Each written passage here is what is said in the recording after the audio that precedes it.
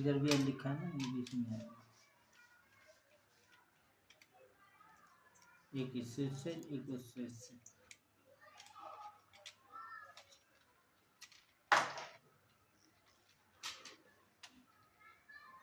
लाल colour हमेशा face का होता है, इसलिए फेस को फेस में डाला जाता है ताकि कोई और मिस्त्री भी आके काम कर ले। अब उठाएंगे काली तार, काली तार को डालेंगे न्यूट्रल में, उसको कॉमन कर देंगे एक साथ। ये लिखा है इसमें एन, तो एन माने न्यूट्रल। ये आ गया अपना,